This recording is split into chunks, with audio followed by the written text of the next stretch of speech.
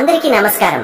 సింహరాశి వారికి రాబోయే 4 రోజులు జూలై 24, 25, 26, 27 తేదీలలో గ్రహాల కదలికలు మీ జీవితాన్ని ఎలా మలచబోతున్నాయో, మీకు ఎలాంటి అవకాశాలను అందించబోతున్నాయో, మరియు మీరు ఎలాంటి జాగ్రత్తలు తీసుకోవాలో ఈ పూర్తి అంశాన్ని కూడా ఇప్పుడు ఈ వీడియో ద్వారా తెలుసుకుందాం.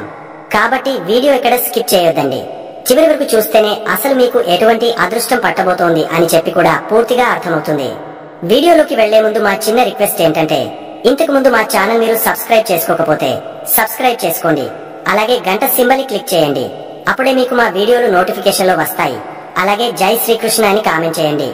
సింహరాశి వారు గత కొన్ని నెలలుగా, బహుశా 1-2 సంవత్సరాలుగా మీరు పడుతున్న ఆంతరంగిక సంఘర్షణ గురించి, మీరు ఎదుర్కొంటున్న సవాళ్ల గురించి, మీ గుండెల్లో అణిచివేసుకుంటున్న ఆవేదన గురించి వివరంగా తెలుసుకుందాం.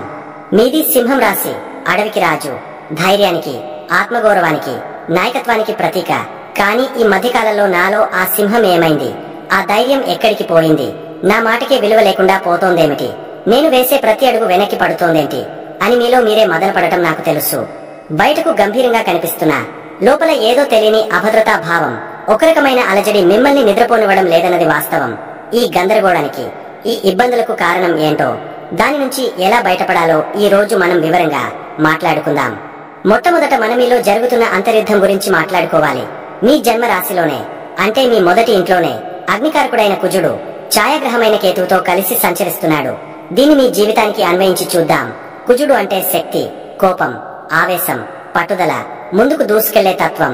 కేతువు అంటే గతం, వైరాగ్యం, గందరగోళం, ఆకస్మిక పరిణామాలు, దేని మీద పట్టు దొరకని స్థితి. ఇప్పుడు ఈ రెండు మీలోనే, మీ వ్యక్తిత్వంలోనే తిష్ట వేశాయి. ఒకవైపు మీలో శక్తి అగ్నిపర్వతంలా ఉప్పొంగుతోంది. ఏదైనా సాధించాలి, నా సత్తా ఏంటో చూపించాలి అని కుజుడు మిమ్మల్ని ముందుకు తోస్తుంటే, మరోవైపు కేతువు ఇదంతా ఎందుకు, ఏం చేసినా లాభం ఏముంది, అసలు నేను ఏ దారిలో వెళ్తున్నానో నాకే తెలియడం లేదు అని మిమ్మల్ని వెనక్కి లాగుతున్నాడు.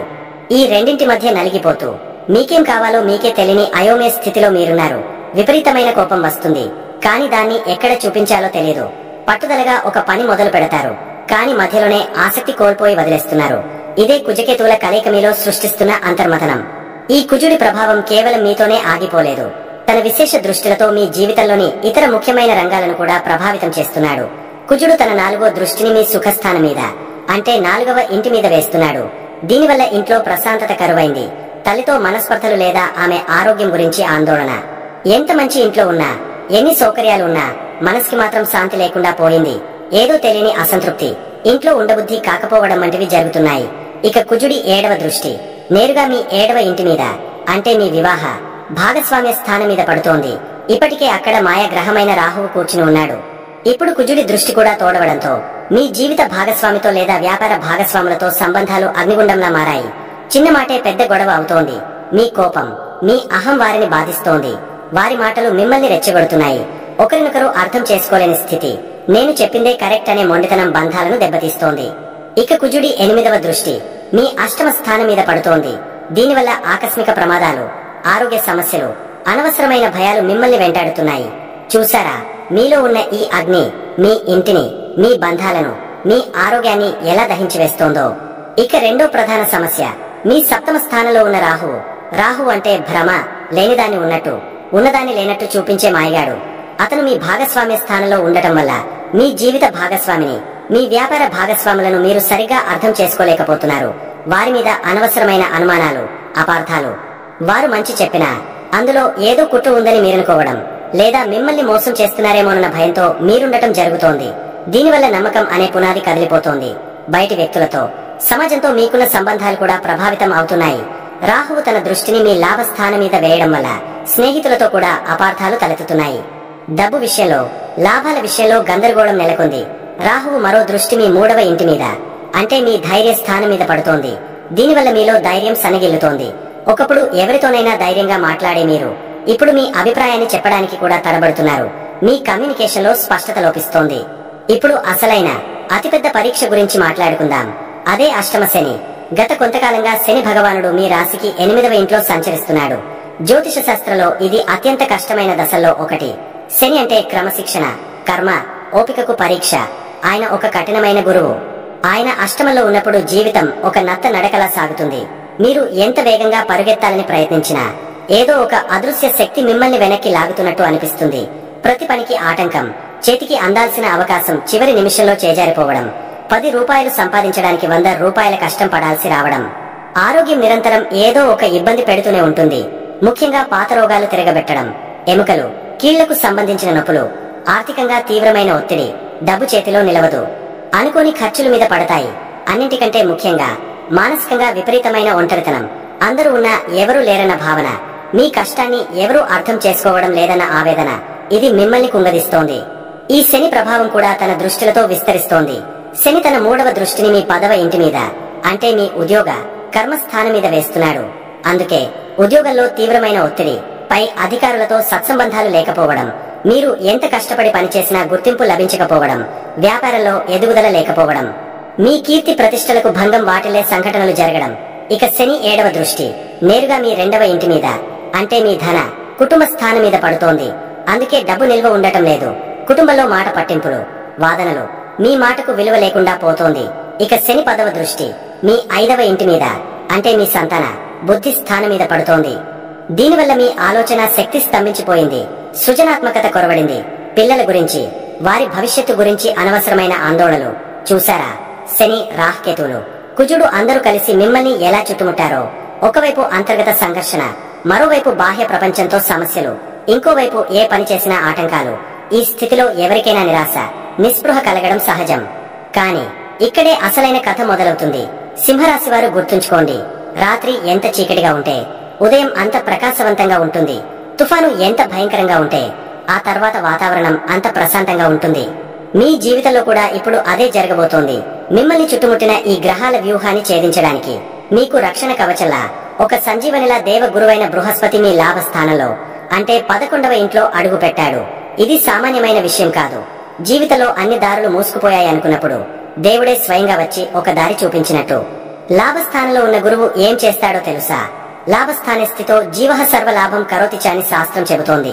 అంటే 11వ ఇంట్లో ఉన్న గురువు అన్ని రకాల లాభాలను, శుభాలను ఇస్తాడు. గత కొంతకాలంగా మీరు పడుతున్న కష్టానికి ప్రతిఫలం ఇప్పుడు అందబోతోంది. ఆగిపోయిన డబ్బు చేతికి వస్తుంది. స్నేహితుల రూపంలో, పెద్దల రూపంలో మీకు ఊహించని సహాయం అందుతుంది. మీ కోరికలు ఒక్కొక్కటిగా నెరవేరడం మొదలవుతుంది. వ్యాపారంలో కొత్త అవకాశాలు, లాభాలు వస్తాయి. ఉద్యోగంలో ప్రమోషన్ లేదా జీతం పెంపు వంటి శుభవార్తలు వింటారు. సమాజంలో మీ మాటకు మళ్లీ విలువ పెరుగుతుంది. మీ ఇంట్లో శుభకార్యాలు జరుగుతాయి. ఈ గురువు కేవలం డబ్బును మాత్రమే కాదు, మనశ్శాంతిని కూడా ఇస్తాడు. అష్టమ శని వల్ల మీరు కోల్పోయిన ఆనందాన్ని, ఉత్సాహాన్ని గురువు తిరిగి నింపుతాడు. ఇంకో అద్భుతమైన విషయం ఏమిటంటే, ఈ గురువు తన అమృత దృష్టిలతో మీ జీవితంలోని అత్యంత సమస్యాత్మకమైన ప్రదేశాలను చూస్తున్నాడు. గురువు తన 5వ దృష్టిని మీ 3వ ఇంటి మీద, అంటే మీ ధైర్య స్థానం మీద వేస్తున్నాడు. రాహువు ప్రభావం వల్ల మీరు కోల్పోయిన ధైర్యాన్ని, ఆత్మవిశ్వాసాన్ని గురువు తిరిగి ప్రసాదిస్తున్నాడు. మీ మాటలో మళ్లీ గాంభీర్యం వస్తుంది. మీ ఆలోచనల్లో స్పష్టత వస్తుంది. ఇక గురువు తన 7వ దృష్టిని నేరుగా మీ 7వ ఇంటి మీద, అక్కడ ఉన్న రాహువు మీద వేస్తున్నాడు. ఇదే అతిపెద్ద వరం. రాహువు సృష్టించిన భ్రమలను, అపార్థాలను, అనుమానాలను గురువు తన జ్ఞానమనే వెలుగుతో తొలగిస్తున్నాడు. మీ భాగస్వామితో ఉన్న గొడవలు సమసిపోతాయి. ఒకరినొకరు అర్థం చేసుకునే వివేకాన్ని గురువు మీకు ఇస్తాడు. దెబ్బతిన్న బంధాలు మళ్లీ చిగురిస్తాయి. వ్యాపారంలో ఉన్న చిక్కుముడులు విడిపోతాయి. ఇక గురువు తన 9వ దృష్టిని మీ 5వ ఇంటి మీద, అంటే మీ బుద్ధి స్థానం మీద వేస్తున్నాడు. శని దృష్టి వల్ల స్తంభించిపోయిన మీ ఆలోచన శక్తిని, సృజనాత్మకతను గురువు మళ్లీ మేల్కొల్పుతున్నాడు. కొత్త ఆలోచనలు, కొత్త ప్రణాళికలతో మీరు ముందుకు సాగుతారు. పిల్లల విషయంలో ఉన్న ఆందోళనలు తొలగిపోయి వారి నుంచి శుభవార్తలు వింటారు. విద్యార్థులకు ఇది ఒక సువర్ణ అవకాశం. ఇప్పుడు మొత్తం చిత్రాన్ని ఒక్కసారి చూడండి. ఒకవైపు శని, కుజుడు, రాహుకేతువులు మిమ్మల్ని పరీక్షిస్తున్నారు. ఇది నిజం. కానీ మరోవైపు దేవగురువైన బృహస్పతి లాభస్థానంలో కూర్చుని మీ ధైర్యాన్ని, మీ బంధాలను, మీ ఆలోచనలను తన అమృత దృష్టితో కాపాడుతున్నాడు. ఇది యుద్ధం లాంటిది. శని మిమ్మల్ని ఓపికగా ఉండమని నేర్పుతుంటే, కుజకేతువులు మీలోని శక్తిని సరైన మార్గంలో పెట్టమని సవాలు విసురుతున్నారు. రాహువు సంబంధాల విలువను తెలియజేస్తున్నాడు. వీరందరూ కఠినమైన గురువులైతే, గురు బృహస్పతి ప్రేమగా దగ్గరకు తీసుకునే తల్లి లాంటివాడు. కాబట్టి సింహరాశివారు, మీరు ఇప్పుడు చేయాల్సింది భయపడటం కాదు. మీలో ఉన్న కుజుడి శక్తిని, కోపాన్ని, ఆవేశాన్ని ఎదుటివారి మీద చూపించి బంధాలను పాడు చేసుకోవడానికి కాకుండా, మీ కెరీర్లో ఒక కష్టమైన ప్రాజెక్టును పూర్తి చేయడానికి వాడండి. వ్యాయామం చేయండి. మీ శరీరాన్ని దృఢంగా మార్చుకోండి. మీ శక్తిని నిర్మాణాత్మకంగా మార్చండి. కేతువు ఇస్తున్న వైరాగ్యాన్ని, గందరగోళాన్ని మిమ్మల్ని మీరు ఆత్మపరిశీలన చేసుకోవడానికి ఉపయోగించుకోండి. నా జీవిత లక్ష్యం ఏమిటి అని మీకు మీరే ప్రశ్నించుకోండి. అష్టమ శని నేర్పుతున్న ఓపికను, క్రమశిక్షణను అలవరుచుకోండి. ఏదీ సులభంగా రాదని అర్థం చేసుకోండి. కాని మీరు పడే కష్టానికి తప్పక ప్రతిఫలం ఉంటుందని నమ్మండి. రాహువు సృష్టిస్తున్న భ్రమల విషయంలో, ముఖ్యంగా బంధాల విషయంలో వెంటనే ఒక నిర్ణయానికి రాకండి. ఎదుటివారికి మాట్లాడే అవకాశం ఇవ్వండి. అన్నింటికంటే ముఖ్యంగా గురు బృహస్పతి ఇస్తున్న అవకాశాలను రెండు చేతులా అందిపుచ్చుకోండి. మీరు సింహాలు. గాయపడిన సింహం మరింత ప్రమాదకరం. ఈ కష్టాలు, ఈ పరీక్షలు మిమ్మల్ని బలహీనపరచడానికి రాలేదు. మీ గర్జనను మరింత శక్తివంతం చేయడానికి వచ్చాయి. ఈ అగ్ని పరీక్షలోంచి మీరు బయటకు వచ్చినప్పుడు మీరు మామూలు సింహంలా కాదు, మరింత దృఢమైన, మరింత వివేకమైన, మరింత ప్రకాశవంతమైన బంగారు సింహంలా బయటకు వస్తారు. మీ కష్టకాలం ముగింపు దశకు వచ్చింది. గురుడి అండ మీకు ఉంది. కాబట్టి తల ఎత్తండి. మీలో ఉన్న రాజును మేల్కొలపండి. ధైర్యంగా ముందడుగు వేయండి. రాబోయేది మీ సమయం. విజయం మీదే, సందేహం లేదు. సింహరాశి వారికి జూలై 24, 25, 26, 27 తేదీలకు సంబంధించిన గ్రహ సంచారం. ఈ 4 రోజులు మీ జీవితంలో కొన్ని ముఖ్యమైన మార్పులను, కొన్ని సవాళ్లను, మరెన్నో అద్భుతమైన అవకాశాలను తీసుకురాబోతున్నాయి. మీ రాశినాథుడైన సూర్యుడు వ్యయ స్థానంలో ఉన్నప్పటికీ లాభస్థానంలో గురు శుక్రుల కలయిక ఒక వరలా మిమ్మల్ని కాపాడబోతోంది. అష్టమ శని ప్రభావం ఉన్నప్పటికీ దైవ బలం, మీ ఆత్మవిశ్వాసం మిమ్మల్ని ముందుకు నడిపిస్తాయి. కాబట్టి రాబోయే 4 రోజులు ఎలా ఉండబోతున్నాయో వివరంగా తెలుసుకుందాం. జూలై 24 ఈ రోజు మీలో 2 రకాల అనుభవాలు కలగబోతున్నాయి. రోజు మొదటి భాగం అంటే మధ్యాహ్నం 12 గంటల వరకు చంద్రుడు మీ లాభస్థానమైన 11వ ఇంట్లో గురుడితో కలిసి ఉండటం వల్ల మీ మనస్సు చాలా ఉత్సాహంగా, ఆశాజనకంగా ఉంటుంది. ఎప్పటి నుంచో ఆగిపోయిన పనులు ముందుకు కదులుతున్నాయన్న భావన కలుగుతుంది. మిత్రుల ద్వారా లేదా పెద్దల ద్వారా ఒక మంచి వార్త వింటారు. ఆర్థికంగా ఏదైనా చిన్నపాటి లాభం కూడా అందవచ్చు. ఈ సమయాన్ని సానుకూలంగా వాడుకోండి. ముఖ్యమైన ఫోన్ కాల్స్ లేదా చర్చలు ఉదయం పూట పూర్తి చేయడం మంచిది. కుటుంబంలో కూడా ఉదయం పూట వాతావరణం ప్రశాంతంగా ఉంటుంది. పిల్లలతో సంతోషంగా గడుపుతారు. వారి చదువుల విషయంలో శుభవార్తలు వింటారు. ఉద్యోగస్తులకు తమపై అధికారుల నుండి ప్రశంసలు లభించవచ్చు లేదా ఒక కొత్త అవకాశం వారి తలుపు తట్టవచ్చు. వ్యాపారస్తులు కొత్త ఒప్పందాల గురించి చర్చించడానికి ఇది అనుకూలమైన సమయం. అయితే మధ్యాహ్నం 12 గంటల తర్వాత చంద్రుడు మీ రాశికి 12వ ఇంట్లోకి అంటే వ్యయ స్థానంలోకి ప్రవేశిస్తాడు. ఇక్కడే మీరు కొద్దిగా జాగ్రత్త వహించాలి. అప్పటి వరకు ఉన్న ఉత్సాహం హఠాత్తుగా తగ్గిపోయినట్లు అనిపించవచ్చు. అనవసరమైన ఖర్చుల మీద పడతాయి. మానసికంగా ఏదో తెలియని ఆందోళన, ఒంటరితనం చుట్టుముట్టవచ్చు.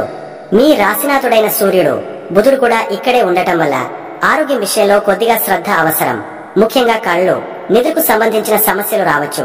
ఉద్యోగంలో అనవసరమైన వాదనలకు దిగకండి. మీ మాటల వల్ల అపార్థాలు తలెత్తే అవకాశం ఉంది. వ్యాపారస్తులు ఈ సమయంలో పెట్టుబడుల విషయంలో తొందరపడకూడదు.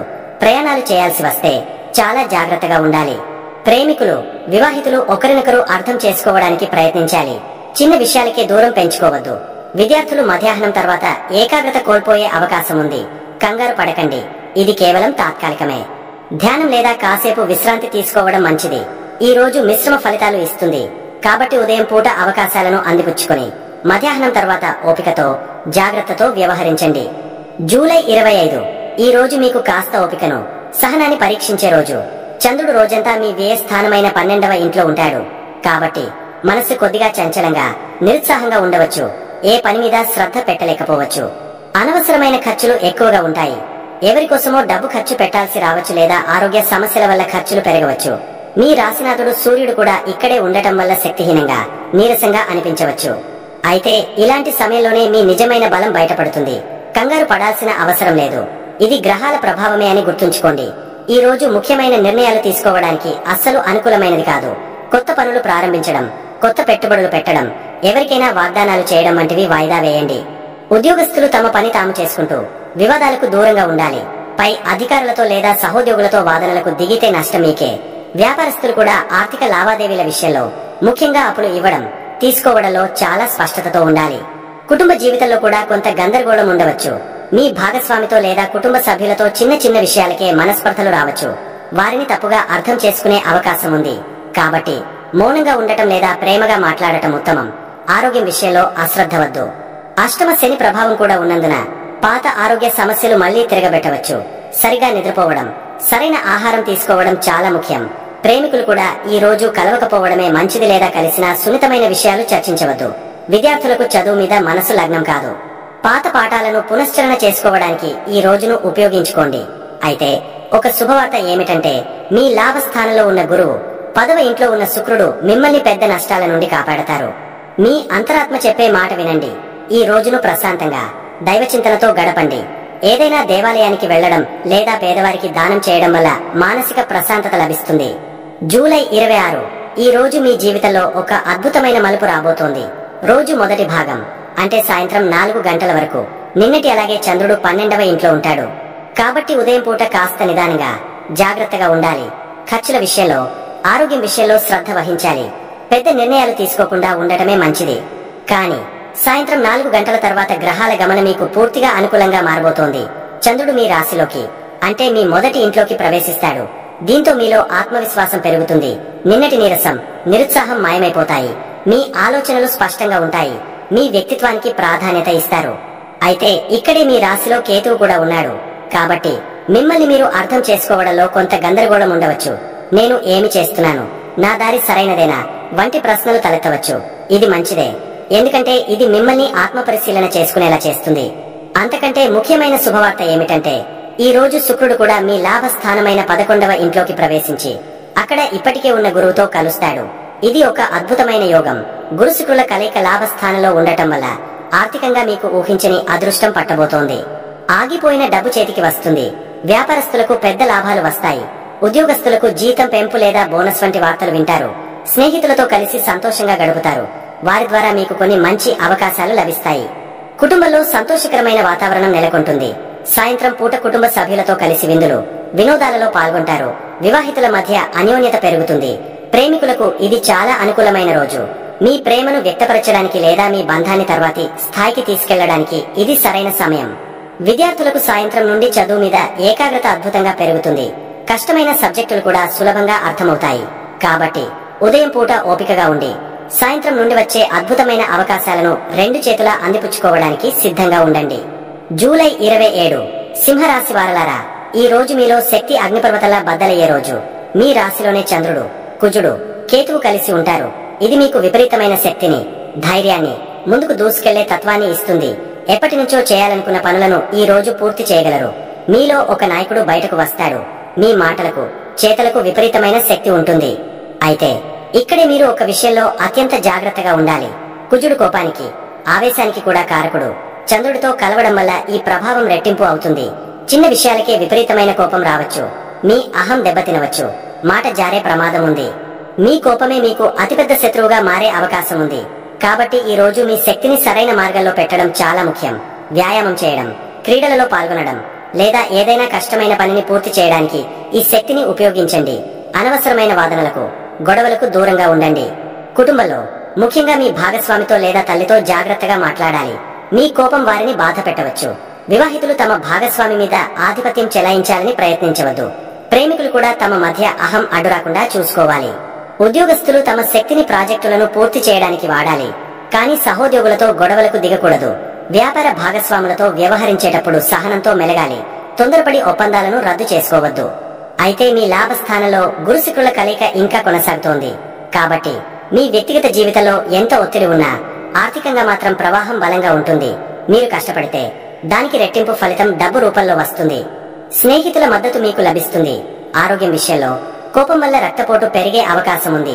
తలనొప్పి, చిన్న చిన్న గాయాలు అయ్యే ప్రమాదం ఉంది. ప్రశాంతంగా ఉండటానికి ప్రయత్నించండి. మొత్తం మీద ఈ రోజు ఒక కత్తి మీద సాము లాంటిది. మీ శక్తిని, కోపాన్ని అదుపులో ఉంచుకొని సరైన మార్గంలో పెడితే మీరు అద్భుతమైన విజయాలు సాధిస్తారు. లేదంటే మీరే సమస్యలను కొని తెచ్చుకుంటారు. ఎంపిక మీ చేతుల్లోనే ఉంది. ధైర్యంగా, వివేకంతో ముందడుగు వేయండి. విజయం మీదే. సింహరాశి వారు ఈ 4 రోజులు పాటించవలసిన పరిహారాలు. సింహరాశి వారిది రాజులాంటి రాశి. కానీ కొన్నిసార్లు గ్రహాల ప్రభావం వల్ల మన శక్తి కొంచెం తగ్గినట్టు అనిపిస్తుంది. ఇప్పుడు మీ రాశికి అధిపతి అయిన సూర్య భగవానుడే వ్యయ స్థానంలో అంటే 12వ ఇంట్లో ఉన్నారు. దీనివల్ల కొంచెం నీరసం, అనవసరమైన ఖర్చులు, ఏ పని మీద ఉత్సాహం లేకపోవడం లాంటివి ఉంటాయి. దీనికి మీరు పెద్దగా కష్టపడాల్సిన పనేమీ లేదు. రోజు పొద్దున్నే స్నానం చేశాక ఒక చెంబుతో నీళ్లు తీసుకుని సూర్యుడికి నమస్కారం చేస్తూ ఆ నీటిని ఏదైనా మొక్క మొదట్లో వదలండి. మీకు తెలిస్తే గాయత్రి మంత్రం ఒక్కసారైనా మనసులో తలుచుకోండి. అంతకంటే ముఖ్యంగా మీ తండ్రితో లేదా తండ్రి లాంటి పెద్దవారితో ప్రేమగా మాట్లాడండి. వారి ఆశీర్వాదం తీసుకోండి. ఈ చిన్న పని మీలో మళ్లీ ఆత్మవిశ్వాసాన్ని నింపుతుంది. ఇక రెండో ముఖ్యమైన విషయం, మీకు ఇప్పుడు అష్టమ శని నడుస్తోంది కదా. దీనివల్ల పనుల్లో ఆలస్యం, అనుకోని ఆటంకాలు, ఆరోగ్య సమస్యలు కొంచెం ఎక్కువగా ఉంటాయి. దీనికి భయపడాల్సిన పనే లేదు. మీకు కొండంత అండగా ఉండేది ఆంజనేయ స్వామి. ప్రతిరోజు వీలైతే లేదా కనీసం శనివారం రోజు అయినా హనుమాన్ చాలీసా చదువుకోండి. దగ్గరలో ఉన్న ఆంజనేయ స్వామి గుడికి వెళ్లి మీ శక్తి కొద్ది కాస్త నల్ల నువ్వుల నూనెతో దీపం పెట్టండి. అలాగే కాకులకు అన్నం పెట్టడం, అవసరంలో ఉన్న ముసలి వాళ్లకు లేదా వికలాంగులకు మీ చేతనైనంత సాయం అంటే ఒక పండు లేదా బట్టలు లాంటివి దానం చేయడం వల్ల శనిదేవుడి ప్రభావం చాలా వరకు తగ్గుతుంది. ఆయన మనల్ని శిక్షించాలని చూడరు, మన తప్పుల్ని సరిదిద్దాలని చూస్తారు. కాబట్టి సేవ చేయడం వల్ల ఆయన చల్లగా చూస్తారు. చివరిగా మీ రాశిలోనే కేతువు, కుజుడు ఉండటం వల్ల మనసులో తెలియని గందరగోళం, అనవసరమైన కోపం, మొండితనం పెరుగుతాయి. దీనివల్ల మీ బంధాలు దెబ్బతినే ప్రమాదం ఉంది. ఈ కన్ఫ్యూజన్, కోపం తగ్గాలంటే అన్నిటికంటే మంచి మార్గం వినాయకుడిని పూజించడం. రోజు ఓం గం గణపతే నమః అని ఒక 11 సార్లు అనుకుంటే చాలు. మీ ఆలోచనలో స్పష్టత వస్తుంది. అలాగే వీలైతే వీధి కుక్కలకు ఏవైనా బిస్కెట్లు లేదా రొట్టె లాంటివి పెట్టండి. కేతువు ప్రభావం తగ్గుతుంది. ఇక 7వ ఇంట్లో రాహువు ఉన్నాడు కాబట్టి మీ జీవిత భాగస్వామితో, వ్యాపార భాగస్వాములతో గొడవలకు పోకుండా ఓపికగా ఉండండి. ఈ చిన్న చిన్న జాగ్రత్తలు తీసుకుంటే చాలు. గ్రహాలు మిమ్మల్ని ఎంత ఇబ్బంది పెట్టాలని చూసినా మీ ధైర్యం ముందు, మీ మంచి మనసు ముందు ఏవీ నిలవలేవు. ధైర్యంగా ముందుకు వెళ్ళండి. చూశారు కదండి. ఈ వీడియో గనక మీకు నచ్చినట్లయితే ప్లీజ్ లైక్ చేసి మీ ఫ్రెండ్స్ కి షేర్ చేయండి. అలాగే జై శ్రీకృష్ణ అని కామెంట్ చేయండి. అలాగే మా కొత్త వీడియోలు మీకు వెంటనే చేరాలంటే మా ఛానల్ ను సబ్స్క్రైబ్ చేసుకుని పక్కనే ఉన్నటువంటి బెల్ ఐకాన్ని ప్రెస్ చేయండి. ధన్యవాదములు.